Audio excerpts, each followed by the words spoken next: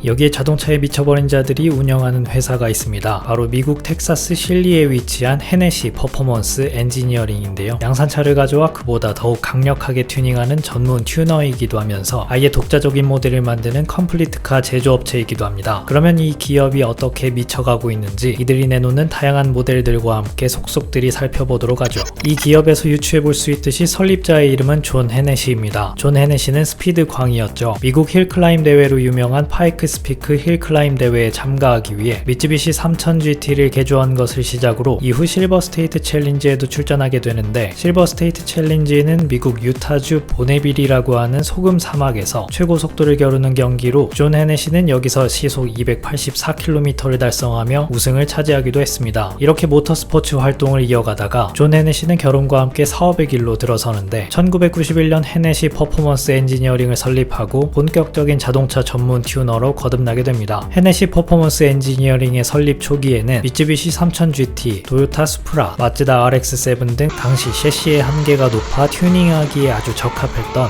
일본 차들을 주로 다뤘습니다. 그리고 1993년 과부 제조기라고 불릴 만큼 위험한 성능을 가지고 있던 다찌의 바이퍼를 튜닝한 바이퍼 베넘 500를 선보이면서 앞서 말한 실버 스테이트 챌린지에 참가해 다시 한번 우승을 거머쥐게 되죠. 이때부터 여러 유력 매체들의 보도에 의해 헤네시는 세간의 주목을 받기 시작합니다. 그리고 이듬해 또다시 다찌 바이퍼를 더욱 강력하게 업그레이드한 바이퍼 베넘 550를 선보였고, 이 차는 최대 출력 550마력을 제공하며 시속 100km까지 3.5초밖에 걸리지 않아 미국 자동차 전문 매체 모터 트렌드가 뽑은 3초 클럽에 이름을 올리게 되죠. 이런 유명세를 탄 헤네시는 바이퍼 베넘 550에 적용된 다양한 파츠들을 르망 24시 내구 레이스에 참가하는 벨기에 레이싱 팀에 공급하기도 했습니다. 그리고 시간이 흘러 또 하나의 괴물이 탄생하게 되는데, 이 녀석의 이름은 바이퍼 베넘 1000입니다. 이름에서처럼 1000마력의 파워를 내며 시속 100km까지 가속에는 3초가 채 안되는 2.9초의 기록을 가지고 있죠. 스피드 킹스 테스트라고 불리는 대회가 있었는데, 이 대회에서는 정지 상태에서 시속 320km까지 가속하는 시간을 측정해 우승자를 가리게 됩니다. 여기서 바이퍼 베넘 1000는 20.3초, 1001마력의 힘을 냈던 부가티 베이로는 24.2초로 2위를 기록하게 돼 부가티의 명성을 넘어서는 타이틀을 얻게 되었죠. 이 뒤에는 람보르기니 무르시엘라고 벤츠 맥라렌 SLR 등이 있습니다. 하지만 이런 강력함에도 불구하고 이 차는 오직 드래그를 위한 차량이 아니냐는 비난을 받기도 했는데요. 그 당시 아메리칸 머슬들의 특징처럼 힘은 좋지만 독일이나 일본 메이커에 비하면 운동 성능에 대한 갈증은 여전히 남아있었죠. 헤네시도 이 점을 파악하고 있었고, 이 문제를 타파하기 위해 다른 방향으로 기술을 들이기 시작합니다. 무지막지한 출력만 내는 차가 아닌 적당한 출력의 가벼운 차체로 가속 성능뿐만 아니라 모든 면에서 완벽한 차를 만들려는 구상을 하게 되죠. 그리하여 존 헤네시는 로터스를 찾아갑니다. 영국의 로터스를 한마디로 정의하면 바로 경량화죠. 로터스의 창업자인 콜린 체프먼은 이런 말을 했습니다. 엔진의 힘을 올리면 직선 구간을 빨리 주파할 수 있다. 하지만 무게를 줄이면 모든 구간이 빨라진다. 이 같은 말처럼 로터스는 경량화를 최우선 목표로 삼고 있었으며, 헤네시가 추구하고자 했던 방향과 일맥상통했죠. 그렇게 로터스에서 만들고 있던 앨리스 모델의 가벼운 차체를 구매하여 튜닝에 적용한 끝에 1999년 나온 새로운 결과물이 바로 베넘 650R입니다. 실제로 외관은 다찌 바이퍼 GTS를 베이스로 하지만 여기에는 로터스의 경량화 기술이 많이 적용되었죠. 베넘 1000가 1000마력의 최고 출력을 제공한 데 반해 650R은 8리터 10기통의 바이퍼 엔진을 튜닝해 그보다는 작은 650마력의 힘을 냈고 1474kg의 무게를 가졌으며 최고 속도는 시속 346km에 달했습니다. 그리고 2010년 두 번째 역작이 발표되는데, 로터스 엑시지 모델을 베이스로 한 베넘 GT가 그 주인공이죠. 앞서 말한 베넘 650R에 비해 거의 2배가량 커진 1244마력의 트윈터보 엔진을 장착했고, 거기다 무게는 마력과 동일한 숫자인 1244kg으로 무게 1kg당 1마력의 힘을 내는 속된 말로 미쳐버린 차량이었습니다. 최고 속도는 시속 435.31km로 당시 양산 차량 중 가장 빠른 자동차가 되시겠습니다. 시간은 또 흘러 2017년 11월 베넘 GT의 후속작이 라스베가스에서 열린 세마쇼에 등장합니다. 이번엔 디자인과 셰시를 자체적으로 설계했으며 철저히 기능적으로 디자인되어 공기저항을 극단적으로 줄일 수 있었고, 퓨리라는 이름을 단 엔진은 6.6L 8기통에 트윈터보를 장착했으며 이 엔진이 내는 힘은 무려 1817마력에 164kg 포스미터의 탱크 같은 최대 토크를 제공합니다. 무려 2초의 제로백을 가지며 최고 속도에서 시속 500km를 초과하는 입이 떡 탁 벌어지는 퍼포먼스를 가집니다. 카본으로 떡칠된 2차의 셰시는 오직 86kg밖에 되지 않는다고 하네요. 전형적인 슈퍼카의 구성을 띈 실루엣이며 최신 기술이 더해졌지만 모든 요소를 드라이빙에 집중할 수 있도록 구성하였습니다. 화려한 자수나 디테일 따위는 보이지 않고 스티어링 휠은 기계적인 느낌이 드는 다이얼과 스위치가 자리 잡고 있어 퓨어한 레이스카라는 것을 한껏 일깨워줍니다. 이 차는 총 24대만 판매될 예정이며 가격은 무려 180만 달러, 원화로 환산하면 23억 원에 이런저런 세금을 더하면 그 가격은 약 30억 원에 육박할 것으로 보입니다. 하지만 헤네시는 이런 슈퍼카만 만들어 팔지는 않습니다. 설립 초기 비즈니스 모델대로 다양한 양산차들을 튜닝하여 판매하고 있는데 몇 가지 주목할 만한 모델들을 함께 살펴보기로 하죠. 헤네시는 대표적으로 포드 랩터 시리즈와 머스탱을 비롯해 다지 램 픽업 트럭과 챌린저, 쉐보레 카마로, 콜벳, 지프 글래디에이터, 포르쉐 911 등 다양한 차량에 손을 대고 있으며 특히 풀사이즈 픽업 트럭들은 메르세데스 벤츠가 내놓은 G바겐 6x6처럼 6륜으로 개조한 스페셜 모델을 선보이고 있습니다. 모델들의 네이밍도 센스가 있는 편인데 다지에서 챌린저 SRT를 개조해 악마라는 뜻의 디몬을 내놓은 데 대해 헤네시에서는 까마로 GL1을 개조한 퇴마사라는 뜻의 엑소시스트를 내놓았습니다. 악마 때려잡는 퇴마사라는 뜻이죠. 그리고 지프 글래디에이터를 개조한 차량의 이름으로 영화 글래디에이터의 주인공 이름을 딴 막시무스라는 모델도 내놓았습니다. 포드 랩터 시리즈의 어원인 공룡 벨로시랩터의 이름을 달아 여기에 V8 슈퍼차저 엔진을 넣고 6x6로 개조해 더욱 강력한 벨로시랩터를 만들었고 안 그래도 거대한 다지 램 T-렉스를 6x6로 개조한 차량에는 초거대한 느낌을 내도록 매머드라는 이름을 붙여주었습니다. 우리는 맘모스라고도 하는데 맘모스빵이 생각나네요.